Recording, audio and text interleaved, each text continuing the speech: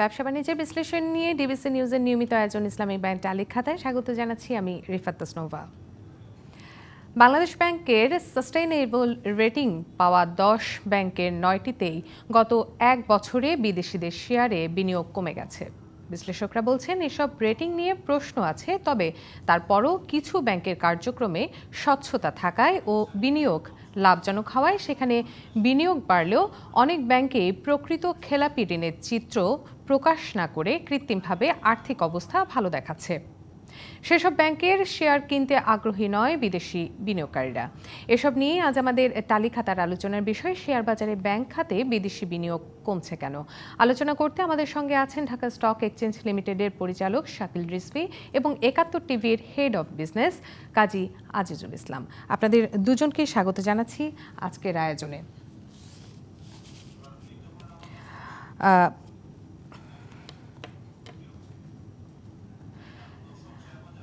দর্শক, শেয়ার বাজারে ব্যাংক খাতে বিদেশি বিনিয়োগ কমেছে কেন, এটি নিয়ে আমাদের সহকর্মী মেহের মনির একটি প্রতিবেদন আমরা এখন দেখে আসব। গত সপ্তাহে বাংলাদেশ ব্যাংক চতুর্থবারের মতো টেকসই ব্যাংকিং রেটিং প্রকাশ করে। পুঁজিবাজারে তালিকাভুক্ত এসব ব্যাংকের রেটিংয়ে মুনাফা, তারল্য, মূলধন পর্যাপ্ততা, খেলাপি ঋণের মতো বিষয়গুলোও গুরুত্ব পেয়েছে। টেকসই রেটিং পাওয়া ব্যাংকের তালিকায় এবার যেমন নতুন কিছু ব্যাংক স্থান পেয়েছে, তেমনি একটি ব্যাংক বাদও পড়েছে। তবে এই তালিকায় কিছু ব্যাংকের নাম দেখে বিস্মিত বিশ্লেষকরা। আমি দেখলাম 10টা ব্যাংক, এটা ঠিকই আছে তাদের লিস্ট, কিন্তু আমাদের একটা নতুন 2টা ব্যাংক যোগ হয়েছে যেগুলো নিয়ে বিনিয়োগকারীদের মধ্যে ইপস অ্যান্ড বার্স আছে। আবার দেখলাম টপ একটা ব্যাংক, যেটা ওটা এক অথবা 2 নম্বরেই থাকার কথা, সেটা আবার নাই দেখি। আমাদের অ্যাসেসমেন্ট অনুসারে একজন ব্যাংক আসার কথা ছিল না, বাট এসে গেছে, আসুক। এটা হলো কি মন্দের ভালো বলতে পারেন। হয়তো যদি আমি স্ট্যান্ডার্ডটা করি ইন্টারন্যাশনাল মানের, তাইলে দেখবো যে ওদের হয়তো বিদিতে হচ্ছে, কিন্তু যেহেতু এখানে একটা গ্রেডিং সিস্টেম আছে যেখানে এ দিয়ে শুরু করতে হবে, ওদের শুরু করেছে। পুঁজিবাজারে তালিকাভুক্ত এসব ব্যাংকের পোর্টফোলিও থেকে দেখা যাচ্ছে গত এক বছরে একটি মাত্র ব্যাংকে বিদেশি বিনিয়োগকারীরা শেয়ার কেনা বাড়িয়েছে, বাকি 9 ব্যাংকই কমেছে। বিশ্লেষকরা বলছেন গত 2 বছর ধরে অস্থিতিশীল বৈদেশিক মুদ্রার বাজার এবং কমতে থাকা রিজার্ভ পরিস্থিতির কারণে বিদেশি বিনিয়োগে হতাশাজনক অবস্থা চলছে। এই পরিস্থিতিতেও কোনো প্রতিষ্ঠানে বিদেশি বিনিয়োগ বাড়লে তার স্বচ্ছতা ও ব্যবসায়িক লাভের সম্ভাবনা থাকার কারণেই বাড়ছে। যেমন ব্র্যাক ব্যাংকের যদি আমরা স্টক হোল্ডার দেখি, শেয়ার মার্কেটের এই পতনের পরেও এখন মনে হয় 38% শেয়ার বিদেশিরা হোল্ড করে। বাংলাদেশে আর কোনো আর্থিক প্রতিষ্ঠানের শেয়ার বিদেশিরা এইভাবে হোল্ড করে না। এটা একটা আস্থার নিদর্শন। ঢাকা স্টক এক্সচেঞ্জের তথ্য বলছে তালিকাভুক্ত ব্যাংকগুলোর 36টির মধ্যে অন্তত 14টি শেয়ারের দাম ফেস ভ্যালুর নিচে নেমে গেছে। মেহের মনি, ডিবিসি নিউজ, ঢাকা।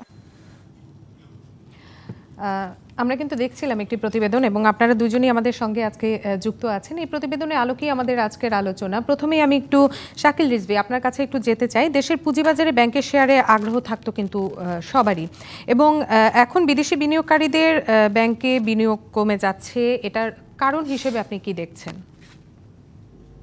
জি, ধন্যবাদ। বিদেশি বিনিয়োগ আসলে পুরো শেয়ার মার্কেটই থেকেই কমছে। ডলারের যে আপনার কারেন্সি ডিভ্যালুয়েশনের কারণ আগে থেকেই তারা আজ করতে পারছে বাংলাদেশের টাকার মান কিছুটা কমবে, সেই জন্য তারা কিন্তু শেয়ার মার্কেটে কিছু বিক্রি করছিল ওই সময়। এবং এটা শুধু যে ব্যাংকিং খাত তা না, সব খাতে থেকেই মানে এই যে পোর্টফোলিও যারা ইনভেস্টার তারা কিন্তু মানে সুযোগ বুঝে যখন ডলারের দামটা টাকার সাথে অবমূল্যায়ন হয় নাই, তখনই তারা কিন্তু বিক্রি করছে। এবং এখন বলতে পারেন যে হ্যাঁ, অনেকগুলা ব্যাংকের দাম তো অনেক কমে গেছে, এখন হয়তো আবার নতুন করে বিদেশি বিনিয়োগ আসতে পারে, যেহেতু বেশি দাম কমে গেছে, সেটা একটা কারণ। আরেকটা হলো যে আমাদের শেয়ারের প্রাইস যে কম থাকা, এটার মানে ব্যাংকের যে পারফরমেন্স তার চেয়ে প্রোপাগান্ডাটা অনেক বেশি হয়ে গেছে, যে ব্যাংকে কিছু নাই, সব শেষ হয়ে গেছে। এই ধরনের প্রোপাগান্ডার ফলে একটা ফাইন্যান্সিয়াল প্রতিষ্ঠান আসলে টিকে থাকা কিন্তু চ্যালেঞ্জের মুখে। সারাদিনই যদি বলা হয় যে ব্যাংকগুলো শেষ হয়ে গেছে, তাহলে সেখানে ডিপোজিটার টাকাটা কিভাবে রাখবে? এখানে 2টা জিনিস দেখতে হবে। ব্যাংকে যদি খেলাপি হয়ে থাকে, সেই খেলাপির পার্সেন্টেজটা কত, সেটা যদি মনে করেন যদি 10%-এর নিচে হয় বা 5% হয়, এটা কিন্তু একটা স্বাভাবিক মাত্রার ভিতরেই আছে। এবং যদি কোলেটারাল যদি না থাকে তাহলে সেটা হলো অন্য হিসাব। আর যদি কোলেটারাল রেখে ব্যাংকের থেকে খেলাপি হয়ে থাকে, সেইখানে কিন্তু এই যে কোলেটারাল গুলা, যে জমি বা ফ্যাক্টরি, এগুলার ভ্যালুয়েশন কিন্তু এখন অনেক বাড়ছে এবং এটা আগের চেয়ে অনেক বেশি ভ্যালুতে। এখন কিন্তু অনেক ব্যাংক খেলাপি যারা ছিল তাদের প্রপার্টি বিক্রি করেও কিন্তু অ্যাডজাস্টমেন্ট করেও উদ্বৃত্ত টাকা থাকতেছে। যেই দামে কোলেটারাল গুলা রাখা হয়েছিল তার চেয়ে কিন্তু অ্যাসেটের দামগুলো অনেক বেশি হয়ে গেছে। সুতরাং মানে ওই প্রাইসে যদি ধরেন তাহলে অনেকের হয়তো মনে হবে যে ব্যাংকগুলার আসলে আর্থিক অবস্থা ভালো না। এতটা খারাপ না যতটা বলা হচ্ছে, আমার কাছে মনে হয়। জি, আপনি এখানে একটি বিষয় সম্পর্কে বলছিলেন, সেটি হচ্ছে প্রোপাগান্ডা ছড়ানো একটু বিষয় বলছিলেন। কাজী আজিজুল, আপনার কাছে একটু যদি যেতে চাই, আপনি তো শুনছিলেন শাকিল রিজভী যে বিষয়টি নিয়ে বলছিল, সেক্ষেত্রে ব্যাংক খাতে যদি এত বিনিয়োগ কমে যায়, সেক্ষেত্রে অন্যান্য যে খাতগুলো রয়েছে সেখানে কি নেতিবাচক কোনো প্রভাব পড়বে না বলে আপনি মনে করছেন, বা কি অবস্থা হবে তখন? ধন্যবাদ আপনাকে এবং বিবিসির সব দর্শককে। আমি একটু শাকিল রিজভীর আগের কথার প্রশ্ন কাউন্টার কথা বলে নেই, সাপ্লিমেন্ট, কাউন্টার নয় সাপ্লিমেন্ট, এরপরে আমি আসছি আপনার উত্তর। দেখেন, ব্যাংক হচ্ছে আসলে একটা আর্থিক প্রতিষ্ঠান যেটা মানে ফর্মাল সেক্টর, এই সেক্টরে বিনিয়োগ আসবে কি সব। বাংলাদেশি ব্যাংকগুলো কিন্তু গ্লোবালি ফোকাস না। আপনি দেখেন যে আপনাদের প্রতিবেদন দেখাচ্ছিল যে ব্র্যাক ব্যাংকে এখন 38% বিদেশি বিনিয়োগ। কারণটা হচ্ছে ব্র্যাক ব্যাংক হচ্ছে ইন্টারন্যাশনালি নোন একটা সংস্থার একটা ব্যাংক, ব্র্যাকের আন্ডার একটা ব্যাংক, অনেকটা মানুষ চেনে বেশি এবং তার সম্বন্ধে আস্থা আছে এবং আস্থার কারণে বিনিয়োগটা বেশি হয়েছে। বাকি ক্ষেত্রে এই যে আপনারা প্রথমে যে প্রশ্নটা করলেন যে বাংলাদেশে ক্যামেল রেটিং বা যে সাস্টেনেবিলিটি রেটিং এর পরেও কেন করছে, সাস্টেনেবিলিটি রেটিং যেটা মোটামুটি গ্রহণযোগ্য একটা বিষয়, যদি কিছু ম্যানিপুলেশন সম্ভাবনা থাকে মোটামুটি ভ্যালু করে বেশি একটা বিষয়। যদিও এটা শেয়ার বাজারের জন্য করা হয় না, এটা ব্যাংকিং খাতের জন্য করা হয়। এখন শেয়ার বাজার সেটাকে বুঝে বিনিয়োগ করে। এরপরেও কেন মানে বিনিয়োগ কম? আসলে বিনিয়োগের ব্যাপারটা হচ্ছে আস্থা এবং ধারণা, পারসেপশন একটা কনফিডেন্স এন্ড পারসেপশন একটা বিরাট ব্যাপার। যেমন বাংলাদেশের আর্থিক কাজ সম্পর্কে গত কয়েক বছরে আমাদের যে নিউজ গুলো হচ্ছে, আমাদের যে আলোচনাগুলো হচ্ছে, বাংলাদেশের যে লোকরা ফেসবুক স্ট্যাটাস লিখছে বা একটা লিঙ্কডইনে একটা স্ট্যাটাস লিখছে, এগুলো কিন্তু ইংরেজিতে সারা দুনিয়াতে ছড়িয়ে যাচ্ছে। তখন আমাদের মতো সারা দুনিয়াও ঠিক এইভাবে বুঝে নিয়েছে যে আসলে কি হচ্ছে, ফাইন্যান্সিয়াল সেক্টরে বোধহয় সমস্যা হচ্ছে। কারণ একটা বিদেশি বিনিয়োগকারী যখন কোনো দেশে আসে তখন দুইটা কাজ করবেন, মানে তথ্য নেওয়ার জন্য উনি বাংলাদেশ ব্যাংকের ওয়েবসাইটে ঢুকবেন যে বাংলাদেশ ব্যাংকের আর্থিক খাতের অবস্থা কি, বা একটু অর্থনৈতিক নিউজ পেপার বা নিউজগুলো করবেন, আর একটা স্টক মার্কেটে ঢুকবেন। এখন দুই খাতে ঢুকে আপনি কি মনে করেন যে গত কয়েক বছরে ভালো তথ্য বা আস্থাশীল কোনো তথ্য পাওয়ার অবস্থা ছিল না? হয়তো এক্সাজাইট হয়েছে অনেক কিছু, এইটারই ফসল হিসাবে বিদেশ বিনিয়োগকারীরা আসলে কমিয়ে দিয়েছেন। এবং রিসেন্টলি দেখেন যে অনেক ব্যাংকের শেয়ার, পুরোনো ব্যাংক এবং ব্যাংকগুলো তো বিজনেস বাড়ার কথা, কারণ যখনই আপনার কমে মানে টাকার ডিভ্যালুয়েশন বা হয় অনেক, কিন্তু তাতে কিন্তু প্রফিট মার্জিনও বেড়ে যায়। ভলিউমে বিজনেস কমলে প্রফিট মার্জিন বেড়ে যায়। কারণ আজকে যদি আপনার 1 বছর আগে কেউ যদি একটা এলসি মার্জিন পেত 2 টাকা, যখন টাকার দাম ছিল 84 টাকা, বা 2 বছর আগে টাকার দাম 84 টাকা ছিল, এখন যখন 119 টাকা, তখন কিন্তু তার ওই এলসি প্রফিট মার্জিনটা 2 টাকার জায়গায় 3 টাকা হয়ে গেছে। অতএব তো প্রফিট বাড়ার কথা, বিনিয়োগ করার কথা হচ্ছে না। কেন হচ্ছে না? ওই যে আস্থার সংকট এবং ঝুঁকির সম্ভাবনা, এই দুইটা মিলেই আসলে অর্থনীতির অনেক খাতের মতো এই খাতে অনাস্থা তৈরি করেছে। আর দ্বিতীয় কথা হচ্ছে, আপনি এরপর আমি আপনার প্রশ্নে আসি, মূল প্রশ্ন যে হ্যাঁ ইফেক্ট ফেলবে না, অবশ্যই। আসলে ব্যাংক খাতকে বলা হয় যে কমোডিটি, মানে যাকে লাইফ লাইন বা ব্লাড লাইন অফ ইকোনমি বলা হয়। হ্যাঁ, এটা আধুনিক অর্থনীতি। এখন আধুনিক অর্থনীতিতে যেহেতু ব্লাড লাইন, আপনার একজন রোগী যখন যায় তখন প্রথম কি দেওয়া হয়, তাকে রক্ত পরীক্ষা দেওয়া হয়, তাই না? এই রক্ত থেকে কিন্তু তার মানে আপনার সব বড় রোগ বা বের করে নিয়ে আসছে। এখন রক্তে বা ধমনীতে যদি সমস্যা থাকে বা সমস্যা আলোচিত থাকে, তাহলে তো পুরো শরীর নিয়ে একটা অনাস্থা তৈরি হবে, তাই না? এটাই হয়েছে। এই বিষয়টা যখন অর্থ মানে ব্যাংকিং খাতে যখন আস্থা কমে গেছে বা বিনিয়োগ কমে গেছে, অবশ্যই সেটা অন্য খাতে এফেক্ট ফেলবে। যখন একজন জাপানি বিনিয়োগকারী, যখন একজন কোরিয়ান বিনিয়োগকারী, যখন একজন চীনা বিনিয়োগকারী নতুন বিনিয়োগ করতে আসবে, যখন উনি দেখবে যে এই দেশের অনেক পুরনো ব্যাংকের শেয়ার, জি কাজী আজিজুল, আপনি এখানে যে বিষয়টি সম্পর্কে বলেছেন, এক হচ্ছে আস্থা সংকট এবং একই সাথে আপনি ঝুঁকির একটি সম্ভাবনার কথা বলেছেন। এই দুটি বিষয় নিয়ে আমরা আরো আলোচনা করব, কিন্তু তার আগে আমাদের নিতে হচ্ছে ছোট্ট একটি বিরতি। দর্শক, ইসলামিক ব্যাংক তালিকাতে নিতে হচ্ছে ছোট্ট একটি বিরতি, সঙ্গে থাকুন। আবারও স্বাগত জানাচ্ছি ব্যবসা বাণিজ্যের বিশ্লেষণ নিয়ে ডিবিসি নিউজের নিয়মিত আয়োজন ইসলামিক ব্যাংক তালিকাতায়। আলোচনার বিষয় শেয়ার বাজারে ব্যাংক খাতে বিদেশি বিনিয়োগ কমছে কেন। আলোচনা করতে আমাদের সঙ্গে আছেন ঢাকা স্টক এক্সচেঞ্জ লিমিটেডের পরিচালক শাকিল রিজভী এবং ৭১ টিভির হেড অফ বিজনেস কাজী আজিজুল ইসলাম। আবারও আপনাদের দুজনকে বিরতির পরে স্বাগত জানাচ্ছি আজকের আলোচনায়। বিরতির পর আমি একটু শাকিল রিজভী আপনার কাছে যেতে চাই যে ব্যাংকগুলো যে ক্যামেল রেটিং হয় তা কি সন্তোষজনক নয়? জি, ক্যামেল রেটিং তো একটা স্ট্যান্ডার্ড রেটিং, এখানে তো আস্থা রাখা যায়। ক্যামেল রেটিং এ তো অনাস্থার কিছু নাই। এবং ব্যাংকগুলার যে আপনার ডিভিডেন্ড পারফরমেন্স দুই একটা ছাড়া, মানে অল্প কিছু ছাড়া মোটামুটি 3 ইয়ার্স ওনারা ভালো ডিভিডেন্ডই দিচ্ছে। কোনো ব্যাংকই তো কিন্তু ডিভিডেন্ড খারাপ দিচ্ছে না, এবং ম্যাক্সিমাম ব্যাংকেরই ডিভিডেন্ড আছে, যদিও অনেকগুলা ডিভিডেন্ড দেওয়ার পরেও ফেস ভ্যালু নিচে চলে গেছে, সেইটা একটা বিষয়। আরেকটা হলো যে একেবারে যে ব্যাংকগুলা পারফর্মিং না এইভাবে ঢালাওভাবে বলাটাও ঠিক না। এখন ক্যামেল রেটিং এর রেটিং আছে, আরো অনেক ধরনের রেটিং আছে। সেইখানে যেটা আমাদের কাজী ভাই বলার চেষ্টা করছেন যে আস্থার জায়গাটাই বেশি সমস্যা হয়ে গেছে আমার কাছে মনে হচ্ছে। এবং বাইরের দেশগুলোতে তো ব্যাংকের খেলাপি ঋণ থাকে, কিন্তু সেটা কিভাবে আদায় করে, কিভাবে সেটা মিনিমাইজ করে, সেই টেকনিকগুলো আমাদের এখানে প্রয়োগ করা উচিত। এবং লং টার্ম লোনগুলা না দিয়ে যাতে ক্যাপিটাল মার্কেট থেকে টাকাগুলা নেওয়া হয়, তাইলে খেলাপি ঋণের পরিমাণ কমার সম্ভাবনা আছে। এবং যেটা ওয়ার্কিং ক্যাপিটাল সেটা মানে ব্যাংক ইনভেস্ট করতে পারে ইন্ডাস্ট্রিগুলোতে। কিন্তু দেখা যাচ্ছে যে দীর্ঘমেয়াদী 10 বছর 15 বছরের বিনিয়োগে ইন্ডাস্ট্রিতে যদি দিয়ে যায়, তাহলে তো তারা টাকাগুলো আটকায় ফেলে ব্যাংক। এটাও একটা মানে কারণ, অনেকগুলা কারণের মধ্যে এটাও একটা কারণ।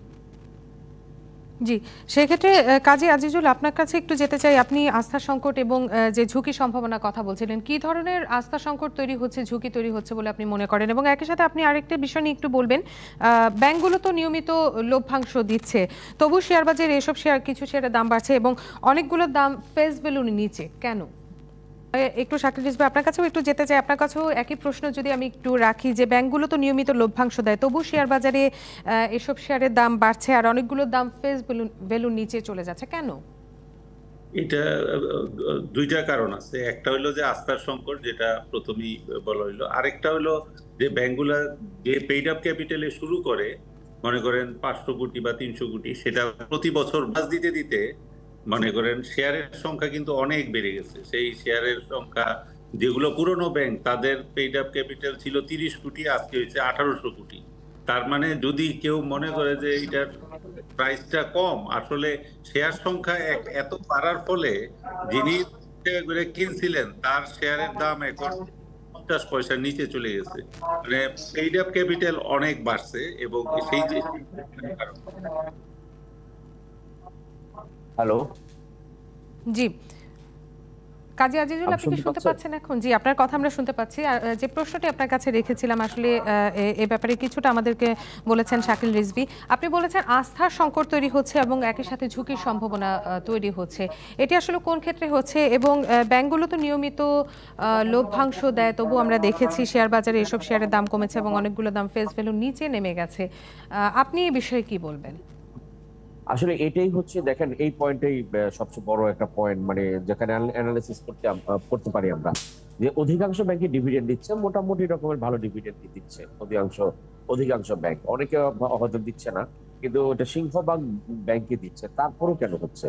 এখন এটা এমনও ধারণা তৈরি হতে পারে বিনিয়োগকারীদের মধ্যে যে এটা কি মানে আর্থিক প্রতিবেদন সাজিয়ে দেওয়া হচ্ছে শুধু মানে শেয়ারের দাম বাড়ানোর জন্য বা শেয়ারের দাম ধরে রাখার জন্য। নিশ্চয়ই এই ধরনের একটা সন্দেহ তৈরি হয়েছে, যদি আমি মনে করি না এটা বা পুরোপুরি যৌক্তিক সন্দেহ।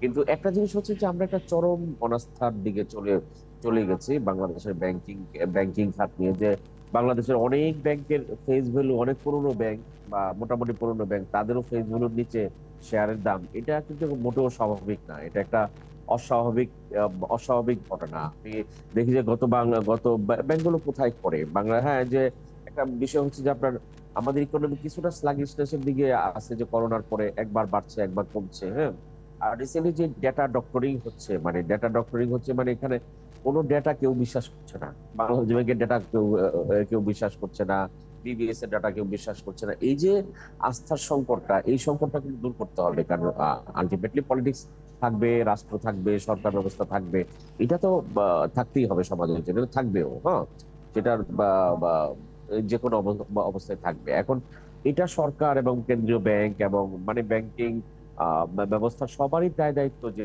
এই যে আস্থাটা ফিরিয়ে আনা, যেন আমরা যেই তথ্য আছে সেই তথ্য সঠিক সেটা নিয়ে আসা। এই যে ক্যামেল রেটিং সম্পর্কে আপনারা বলছিলেন যে ক্যামেল রেটিং এর ঠিক কিনা, ক্যামেল রেটিং হ্যাঁ মোটামুটি ইয়ের জায়গাতে ক্যামেল রেটিং এর প্রশ্ন যে ওঠে নাই তা না। এখন বাংলাদেশের ক্যামেল রেটিং আর সুইজারল্যান্ডের ক্যামেল রেটিং বা দুবাইয়ের ক্যামেল রেটিং এর মধ্যে ডিফারেন্স আছে। এই ডিফারেন্স যাতে না থাকে, বাংলাদেশ ব্যাংক যেহেতু অনেক ক্ষেত্রে আস্থাহীনতা তৈরি করেছে, বাংলাদেশ ব্যাংক এই ক্ষেত্রে আপনার বিএবি ব্যাংকার্স অ্যাসোসিয়েশন বাংলাদেশ বা অ্যাসোসিয়েশন অফ ব্যাংকার্স বাংলাদেশ, যাদের শীর্ষ নির্বাহীদের সংগঠন, এদেরকে সংযুক্ত করে জয়েন্টলি এটা করতে হবে। কারণ একটা ব্যাংক কিন্তু আরেকটা ব্যাংকে ম্যানিপুলেট, একটা ব্যাংকের এমডি যখন বসবে কোনো ক্যামেল রেটিং এরিয়াতে, আরেকটা ব্যাংকে দেবে না যে সে আমাকে আমার ভালো রেটিং আছে বা ভালো স্কোর আছে, আমার স্কোর কম রেখে আরেকজন কম স্কোর উনি ভুল স্কোর দেখিয়ে বাস উপরের দিকে চলে গেল। এটা কিন্তু যে বিষয়টি নিয়ে বলেছেন কাজী আজিজুল, আমি একটু এই বিষয়টি নিয়ে শাকিল রিজভী আপনার কাছে একটু যেতে চাই। এই যে আস্থার কথাটা তিনি বললেন, এই আস্থা যদি না বাড়াতে পারে সেক্ষেত্রে কি পুঁজিবাজারের উপর এর একটি নেতিবাচক প্রভাব পড়বে না? জি, অবশ্যই। আস্থার সংকট থাকলে তো পুঁজিবাজারে প্রাইসিং এর ব্যাপারে একটা ভালো প্রভাব ফেলে। আরেকটা এটার আন্ডারলাইন কারণ আছে, যে কারণটা না বললে আমি আগে একবার বললাম, তারপরে আবার পরিষ্কার করে বলি। মনে করেন যে ব্যাংকিং খাতে যে পরিমাণ বোনাস শেয়ার ইস্যু হয়েছে লাস্ট 10 বছরে, মনে করেন প্রায় যে ক্যাপিটাল ছিল শেয়ারের সংখ্যা তার 5 গুণ বৃদ্ধি পেয়েছে, এরকম আর কি অবস্থা। তো শেয়ার, আমি একটা শেয়ার 5 বছর আগে 10 টাকা করে কিনছি, এখন বোনাস পেয়ে আমার হয়েছে 10টা শেয়ার হয়ে গেছে 30টা শেয়ার। তো এখন কিন্তু আমার কস্ট প্রাইস কিন্তু 3 টাকা, এখন যদি আমি 7 টাকাও বেচি আমার কিন্তু ওইভাবে লস নাই। মানে এখন শেয়ারের প্রাইস বাড়াইতে হলে বোনাস শেয়ার বন্ধ করতে হবে ব্যাংকের। আগামী 5 বছর যদি বন্ধ করা যায়, তাহলে আপনার নতুন কোনো শেয়ার স্ক্রিপ্ট যদি ইস্যু না হয়, মানে ডাইলিউটেড না হয়, তাইলে শেয়ারের প্রাইস বাড়ার একটা ইয়ে আছে। কিন্তু প্রতি বছর যে পরিমাণ 10 to 15% বৃদ্ধি পাচ্ছে, তাতে কিন্তু প্রচুর শেয়ার বাজারে নতুন করে যোগ হচ্ছে, সেটার আবার প্রাইসিং হচ্ছে। এই কারণেও এটাও একটা আন্ডারলাইন কারণ আর কি। জি, কাজী আজিজুল এবং শাকিল রিজভী, আমাদের সময় শেষ হয়ে এসেছে, আমাদের এখন বিদায় নিতে হচ্ছে। ধন্যবাদ আপনাদের।